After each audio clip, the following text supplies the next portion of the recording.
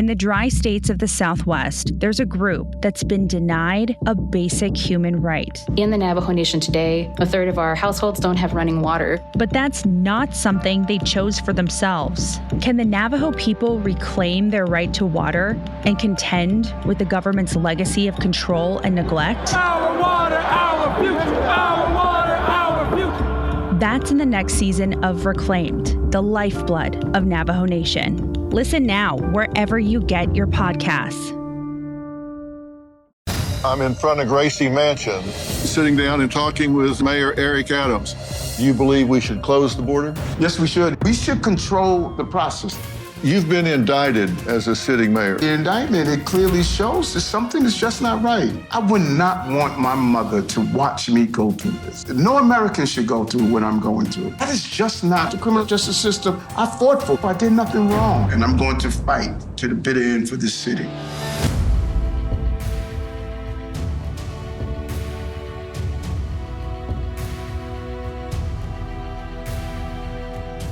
I'm out working in the field again in New York City. This time I'm in front of Gracie Mansion, the home of Mayor Eric Adams. And we're going to sit down and talk about all things having to do with running the biggest city in the United States.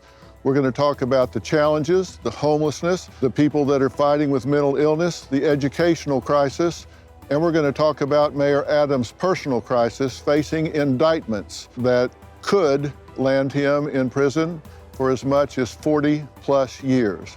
Mayor Adams, you currently face federal charges for bribery, fraud, and soliciting illegal foreign campaign donations. Based on what I read, it's clear that if it's campaign violations, I know I don't violate the campaign. That's right.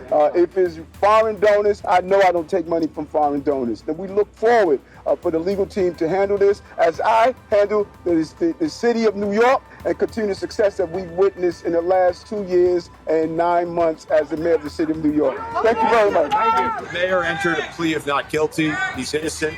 We expect these charges to be dismissed.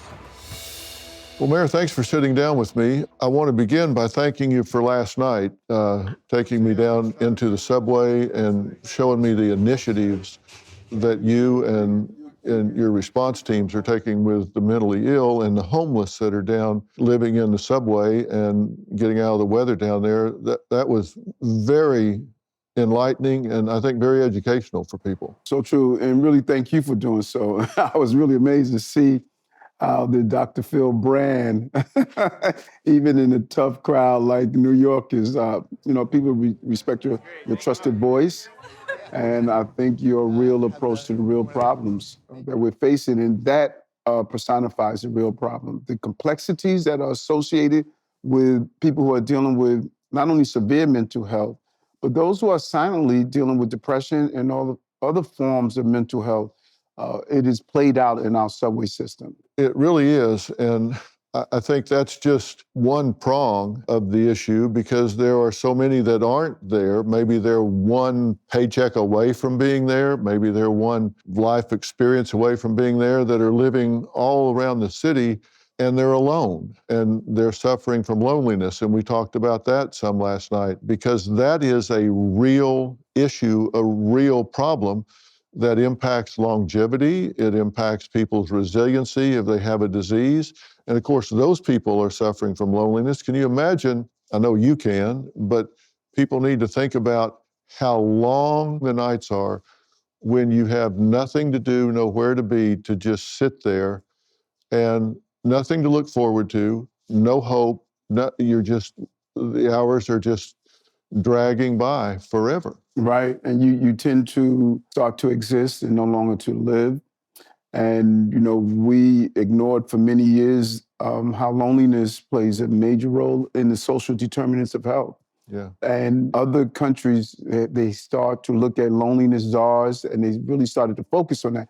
And, we come from a culture where it's like, suck it up, step up a lift. These things don't impact you. But it does, and it impacts us in many ways, and we have to, number one, acknowledge it if we want to resolve it. And I'm hoping that our city start to do, like others have indicated they're doing, of becoming trauma identifiers, identifying when people are going through trauma, not only who are coming for your services, but even your city employees. Our city employees, that vicarious trauma all day, every day. You're hearing the pains of people, and people don't realize it, but it plays on you in a real way. New York is a sanctuary city. Yes. Will it continue to be in the future? The idea of sanctuary city and those who are paroled into the country has been conflated.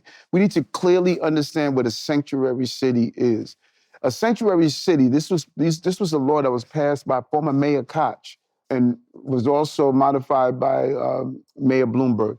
What it states is, if you are here in this city, you have a right to services. You have a right to go to the hospital to get medical care. You have a right to have your children educated in our schools. You have a right, if you're a victim of a crime, that someone is going to respond to you. You have a right to use the basic services of the city. Because if you're here and you buy a loaf of bread and you're paying taxes, those are tax dollars going to coffers. No one's telling you that if you are an immigrant, documented or not, that you don't have to pay your taxes for those items. So because of that, you have a right to the services in the city. That's what a sanctuary city is. In addition to that, New York City has a right to shelter law that tells you if you are in New York City, you have a right to have shelter.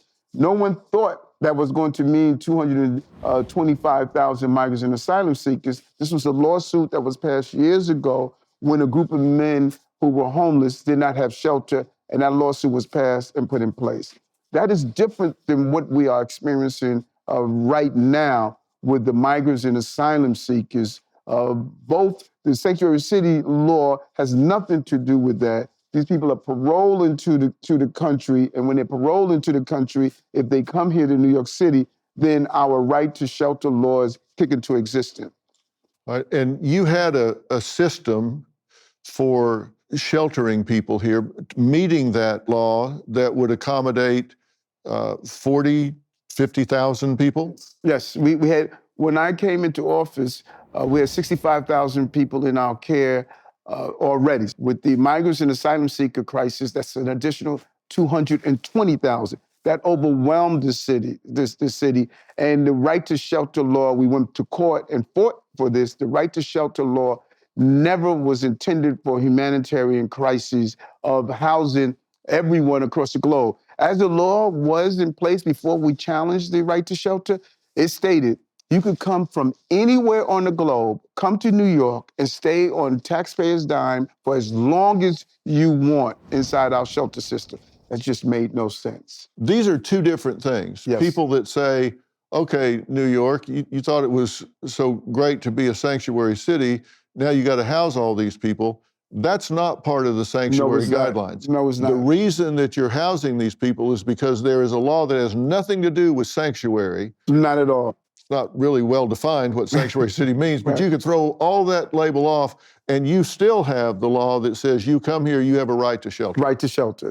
It was over 40-something years that law was in place, right to shelter. What we did is we went to court and we said to the court that this was not the intention of right to shelter, that we will house anyone from anywhere on the globe that comes here. We must pay on taxpayers' dime their right to shelter. And the court agreed with us, and we were able to make some modification in that when it comes down to the migrants and asylum seeker crisis, this is a humanitarian crisis. That is not what right to shelter was put in place for. Okay, but you're still housing these people. No, this is what we did. This is why we were successful, because this is so important. We put a timeline on it. We were saying now to the migrants and asylum seekers that you can't come here and stay as long as you want. We're now giving you 30 days if you're a single adult, 60 days if you are a family with children. And within that time frame, you have to find your path. Now, that 225,000 that we've had, 170,000 went on the next step of their journey. Some decided they want to be reticketed back to the countries that they came from. Some went to the destinations that they wanted to go to in the first place, but 170,000 have moved on. We took a lot of criticism. People said we were inhumane.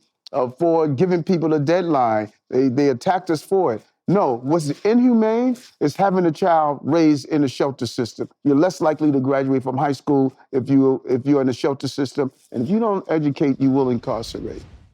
Every notification on your phone announces another wave, a hurricane threatening lives, an East Coast labor strike threatening our supply chain, an international conflict threatening our peace, or an assassination attempt threatening our democracy. Supply chains for medications can be unreliable, but there's a way to feel safer in this uncertain world. Please research how to get your own supply of medications in case of a small or more significant emergency. I urge you to invest in a JACE case today.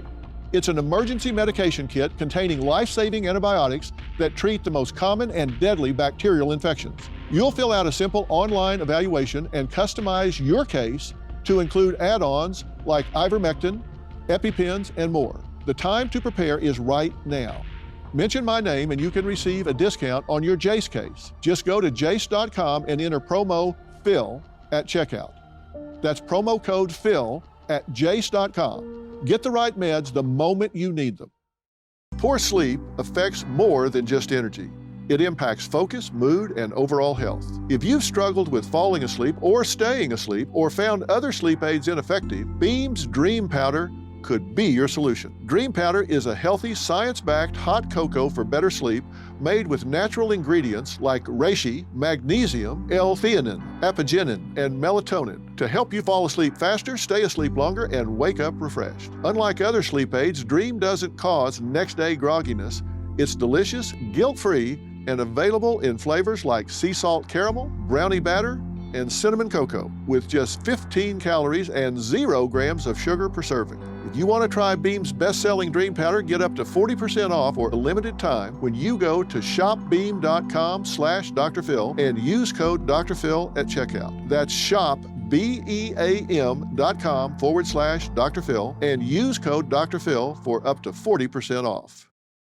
Those who abuse of their right to be in this country by violating and harming innocent people, they should not be here after they serve their time. I'm clear on that, and I'm unwavering on that. And I'm looking forward not to be in a warring state with the incoming president and his team, but to be in a working state. Fix the immigration, secure our border, and make sure that we can protect Americans. You've spent $6.5 billion. Think about that. Yeah, Think about money. That. What could you do with that? Well, one, it's imperative, as we went out yesterday and walked in the subway system, we need to get people into what we call safe haven housing so they could get round-the-clock care. Imagine if we had $1 billion to do that.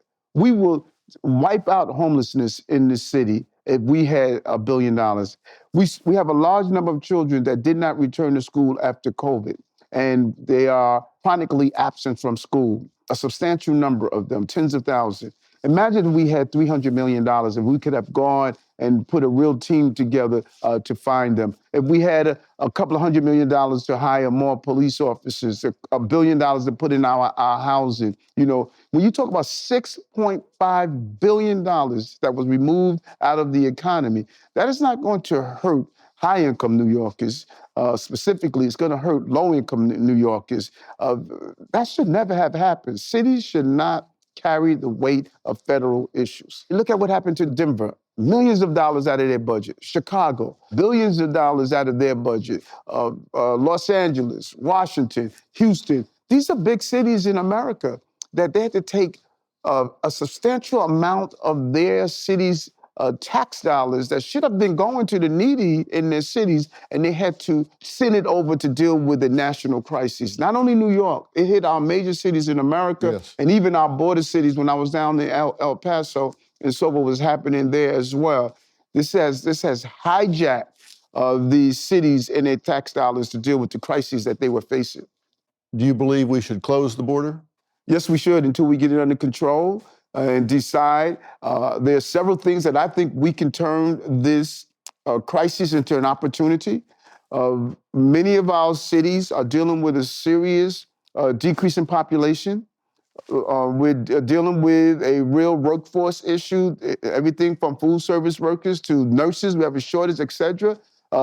We should control the process. If we parole someone into this country, we should tell them where to go.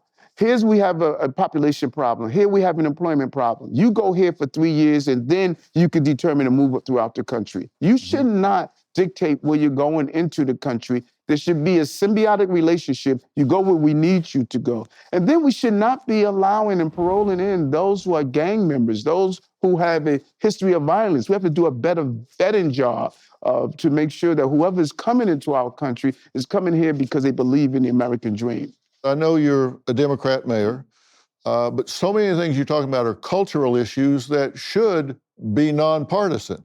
I mean, getting the homeless taken care of, mentally ill taken care of, educational issues taken care of. These children that need safety, Americans that need safety, these aren't partisan issues. This applies to everybody. And you're taking all of these things on. And it seems to me that everybody would line up behind those things. Do you have enemies on these issues? Oh, you do. I think that there's certain things that we have witnessed that is happening in our country right now that we need to really be conscious of them. One, I believe the radicalizing of our children.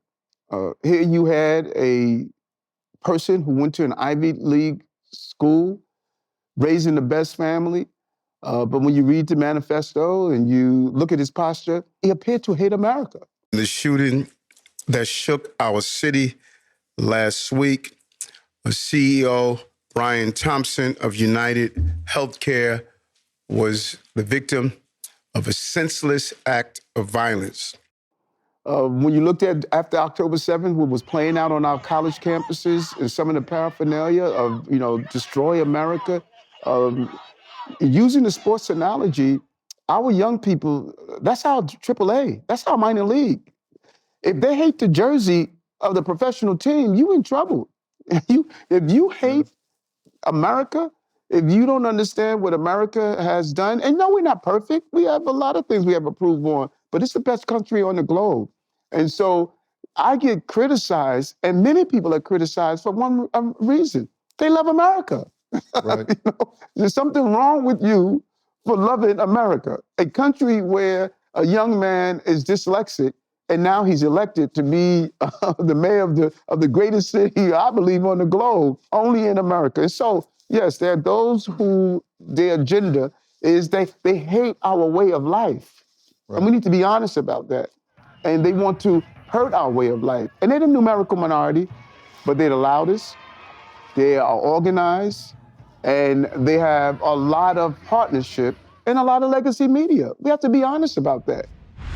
You're mayor of the biggest city in the United States, and you look at crime statistics, for example, and in New York, you've been able to really fight the battle against crime, violent crime, murders, muggings, rape. You're making progress across the board, correct? Yes, we are. And we have continuously witnessed a decrease in crime throughout my administration. I inherited a city where we were looking at a 40% increase in crime. We were in the midst of COVID.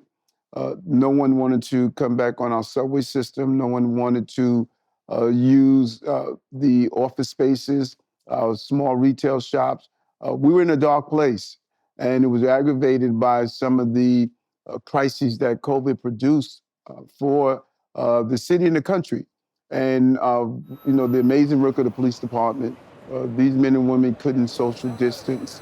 They couldn't operate remotely. They had to be out there every day, and they did just that. And I knew I had to deal with not only rebuilding the city, but rebuilding the morale of our officers by giving them the salary that they deserve, giving them the equipment they deserve, and giving them the support. And they answered the call, and I'm really pleased of what the NYPD was able to accomplish.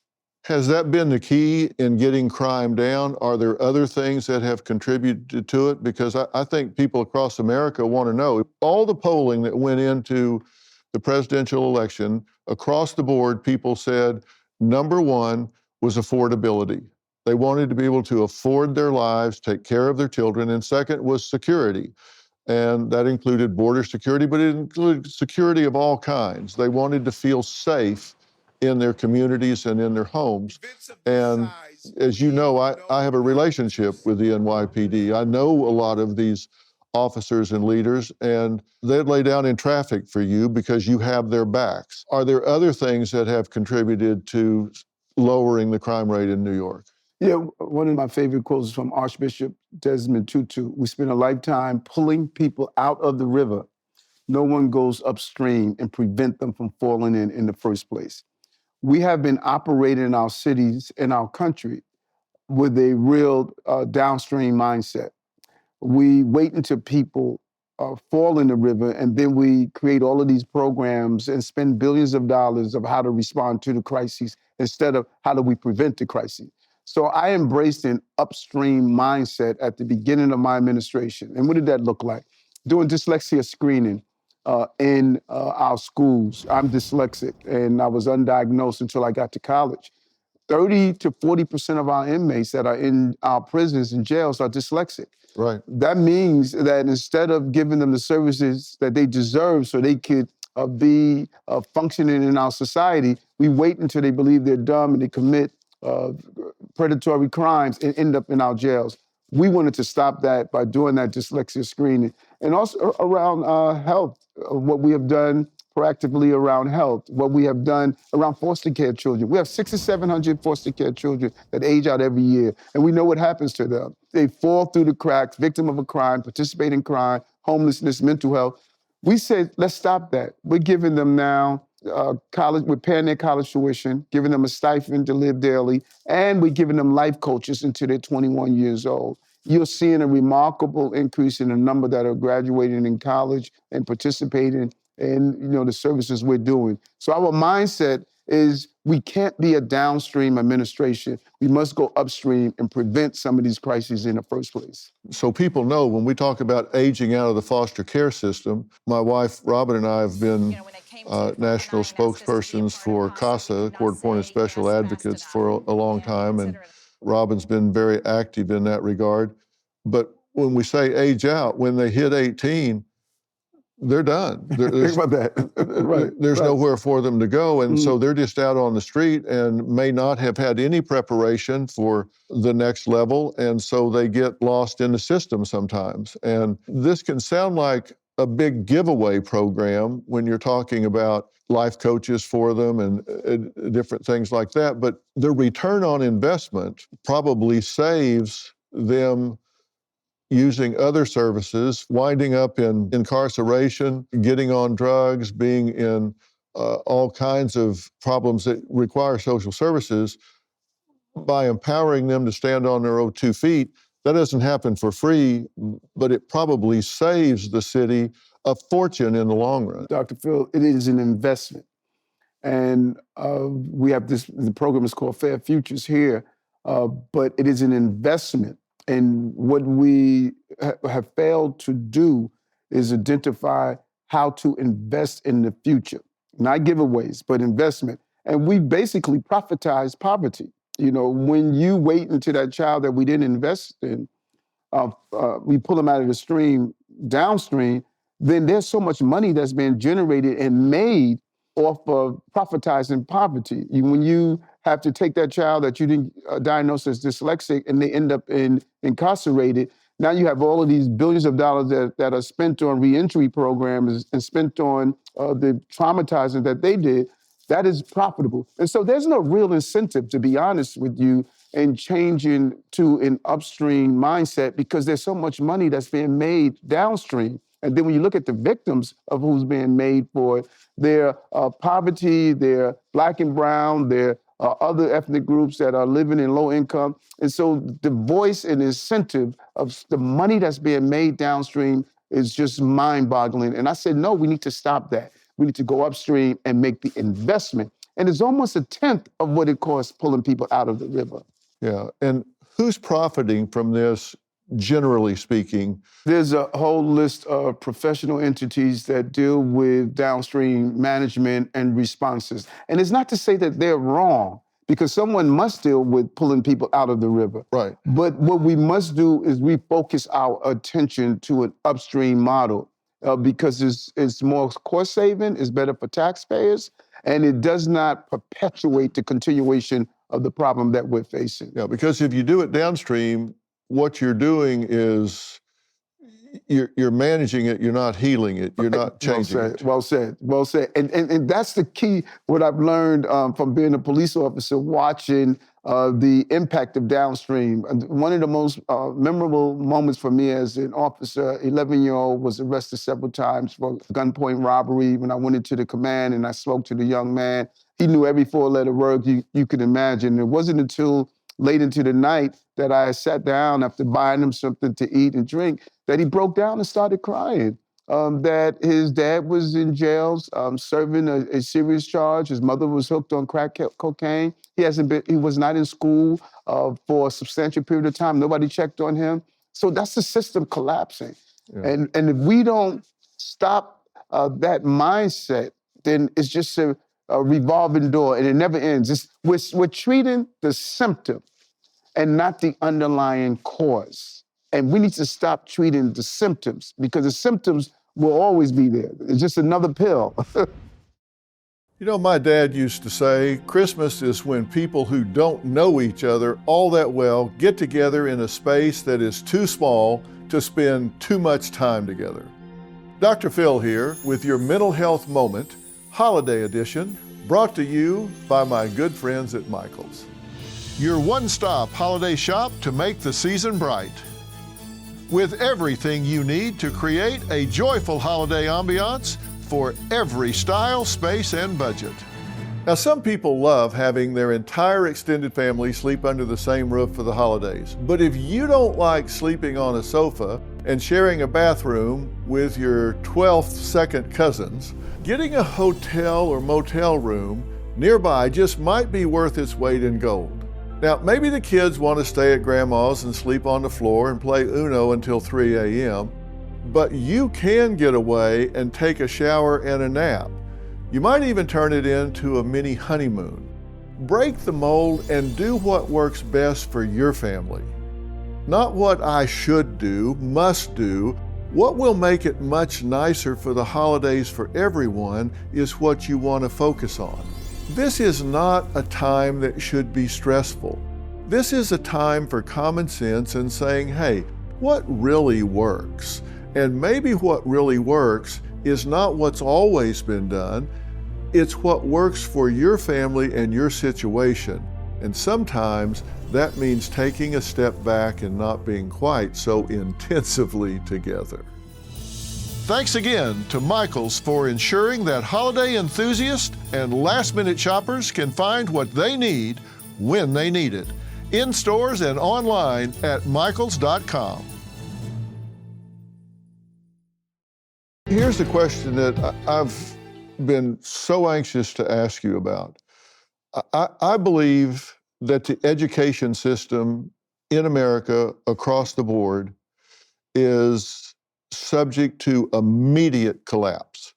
And we've got a couple of 100,000 vacancies among teachers. We've got another 100,000 plus that are teaching without certification and training.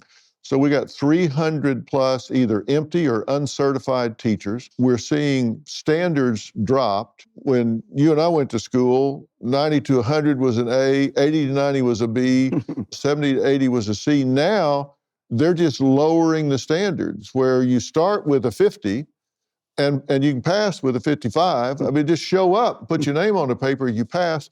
And 19% of graduates are functionally illiterate. And now we're getting ready to see what I believe is a huge national crisis with the collapse of our education system. You've got almost 7 million residents in New York City, biggest public school systems in the country. What are you doing to deal with the educational crisis? It's so true. Two areas that keep me up at night when it comes down to the future. One's law enforcement. We're seeing a complete collapse and erosion of law enforcement. And the second is education. And those are two entities that we spend a great deal of taxpayer dollars. And are we getting a return on our investment? When you look at the reading and the math scores across the country, how dismal they are, how many communities are reaching proficiency in reading and math, and what are we doing with our children in our schools? And so now we're looking at how, when our children finish their educational experience, how prepared are they? I went to speak with a group of my educators the other day, and I took the original Alexander Graham Bell clock that was made, and I showed what the classroom was for that period of time, and children were sitting behind the desk learning. Then I said, well, here's the telephone of today, the smartphone, and here's the classroom of today. It's the same darn classroom. Yeah, hasn't changed. We've evolved Yeah. in the technology, but the classroom is still the same. So we're zeroing in on not only must our children be academically smart, they have to be emotionally intelligent. How do you manage your emotions? How do you have those basic skills of communicating, critical thinking, working in groups? How do you learn to just express yourself and think differently? And then we need to getting out of the fishbowl of education. The purpose of going to school is either to start your own career or to be involved and be employable. So why shouldn't the people who are going to describe what skill set our children need to be employable, they should be part of the curriculum. They should be the partner and say, this is the young man or woman and what I need them to have when they come to seek a job or when they start their own company. And I think that we were too tied just basically to the historical roles of education and needs when the globe around us changed. And so we have real partnership with internship, real partnership with real work experience for our young people. We are allowing them to do some of the items that they need to be prepared for the future. Like we're teaching breathing exercises, meditation in our schools, healthy food so we don't feed the healthcare crisis. Yes, we're dealing with the 3 R's, reading, math, and those essentials, but you need to develop the full personhood of our children so they can be prepared. You and I know, I did 22 years in the police department. Our babies are not going to be around sometimes for 22 weeks. They're going to have so many changes, and they must be prepared for those changes in a real way. Well, are we teaching the wrong things, failing to teach the right things? Is that what you're saying? And we've got to do something. How we're graduating 19% of the class that can't read, I don't understand.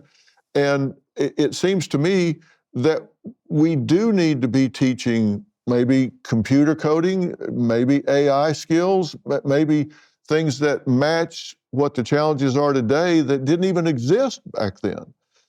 And maybe this would motivate kids to want to go to school if they knew, hey, I can sell these skills next year if I was learning something now instead of following a curriculum that's 50, 100 years old. And that's the goal, and that's what we did. We changed our entire reading curriculum against what was normally being done, and the entire state is following us, and we believe the country is going to follow us. We were basically not using the right methodology. Chancellor Banks, the former chancellor, was extremely aggressive, innovative, in saying we need to do it right. We can't do what we've always done, and we're doing the same things with math as well, just thinking differently, because you're right. The reading is not only your desire to get a high grade on your test scores, it is how you're going to function in life. It is how you're going to have the quality of life that you deserve and what we should be preparing our children for. Well, no question about that. And most of those in the prison system are poorly educated. They're not literate. They don't have job skills.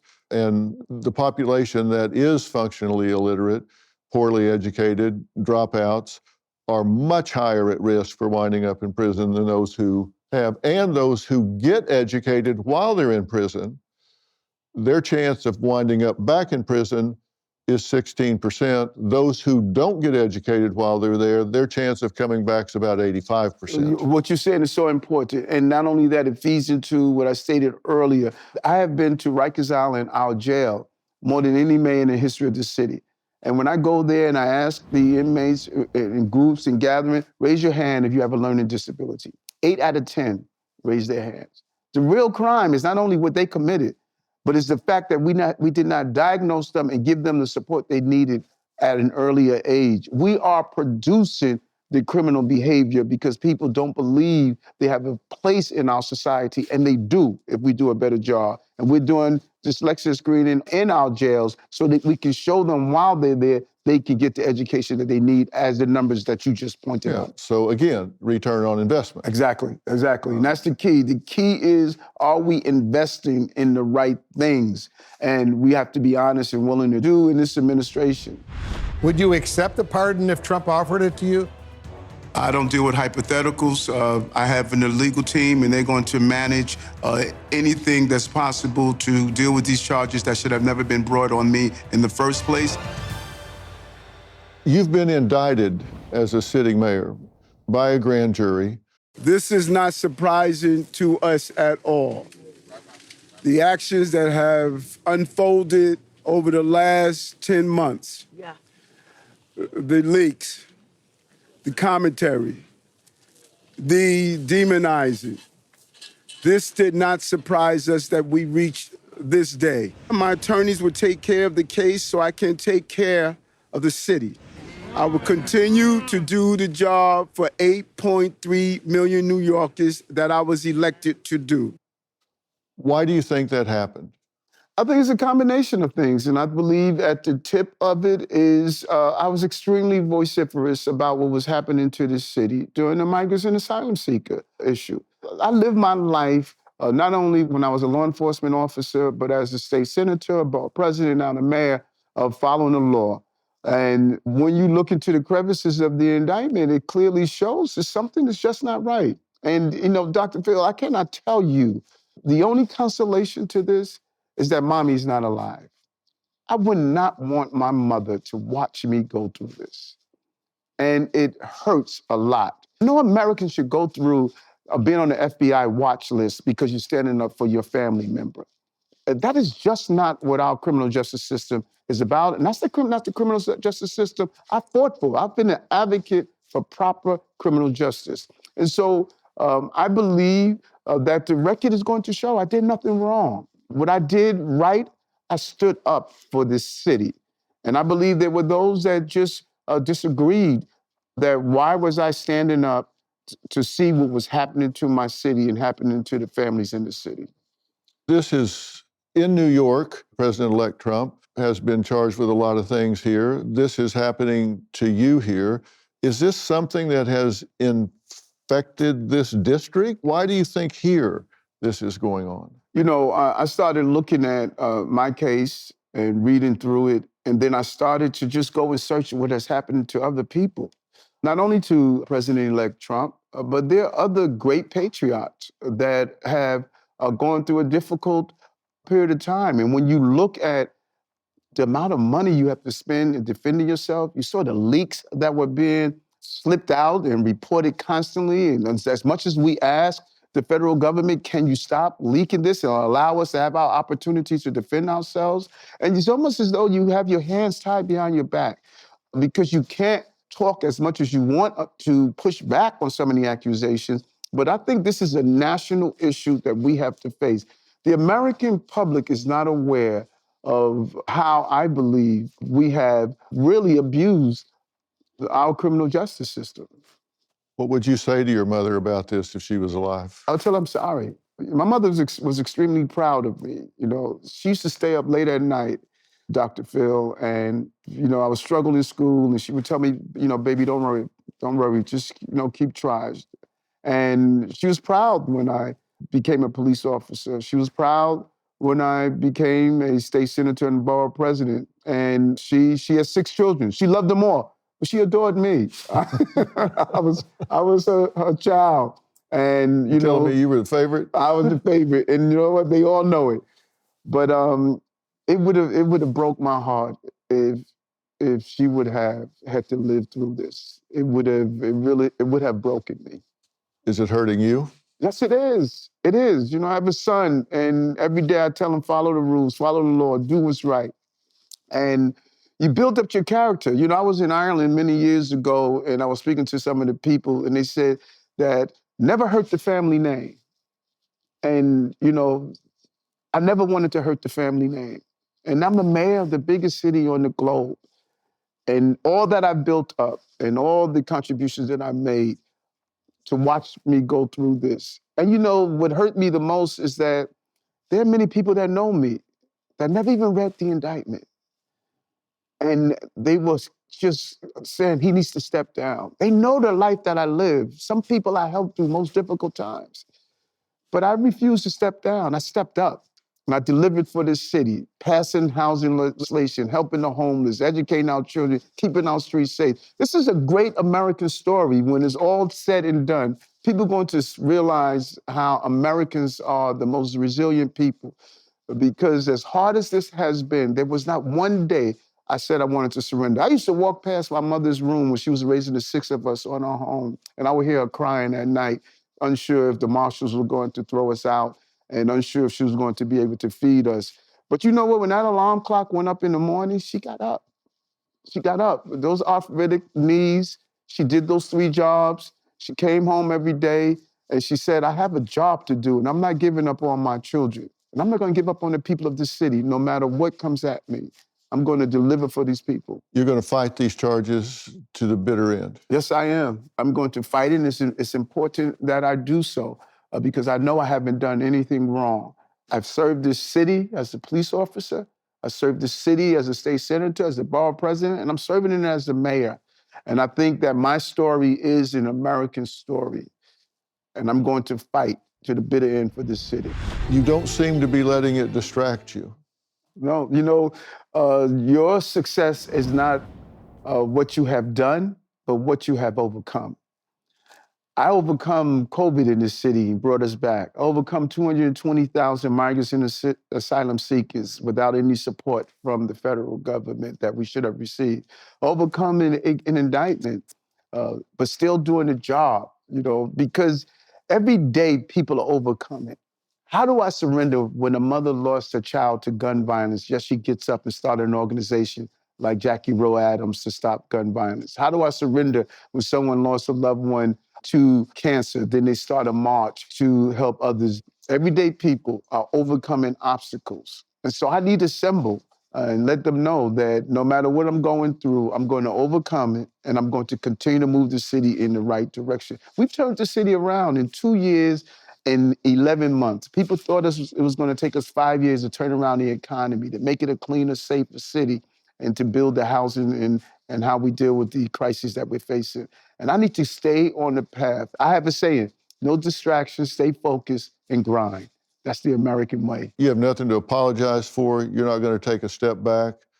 Not at all. You're going to fight it every step of the way. Every step of the way. There's no reason to apologize for living the life that I lived, and I'm going to continue to do what's best for the people of this city. You know, it is so important. The type of leadership that was needed was important for me to come in office. With my experience as a law enforcement officer and seeing the downstream approach to life that we were watching in our cities and cities, to move the city to an upstream model, to utilize and embrace technology to make us safer and move forward to become the AI capital of the world, to look at all of these challenges. I have work to do, and I'm going to do the job that I was elected to do. My attorney will handle the case. The case I must make sure I handle is the case that New Yorkers should be able to afford to live in a safe city with a bright future for their children. Well, I want to say, when I asked you to do this interview and you agreed to do it, you came at it with nothing off limits, full transparency. You agreed to answer any questions, talk about anything. There weren't any guardrails or guidelines. And I appreciate your transparency and openness. And I appreciate your trust that I'm going to tell this story and get it out there. That's what we do at Merit TV. And I appreciate your trust in us and telling this story. So I think that, you know, your platform is crucial. I think that getting messages out unfiltered, without agendas, but just telling what's right. And when I watch your programming shows, you have really received the trust, as we saw in the train station the other day, you know, the trust of Americans. And I think that's so important. Trust is crucial for us to move our city forward and move our country forward. Well, we're a platform to tell that story, and I appreciate it, and we're here to tell that story, and we'll continue to do so going forward. Mayor, thank you for your time. I know you're very, very busy. Thank you. All right. There you have it. You can make up your own mind about Mayor Adams. I don't think anybody can question his dedication to the city of New York. I don't think anybody can question his transparency about what's going on here. A man born with dyslexia, one of 6 children, that fought to overcome a lot of things, and he's got some personal battles ahead of him right now. But one thing you can bet, he is a fighter. He's not going to lay down, and this will play out, and we'll see where it goes. But he's continuing to keep his eye on the ball. He's continuing to focus on the people of New York and deal with the issues that any city deals with, but they're all amplified when you've got 8 million people looking to you for leadership. We'll see you next time.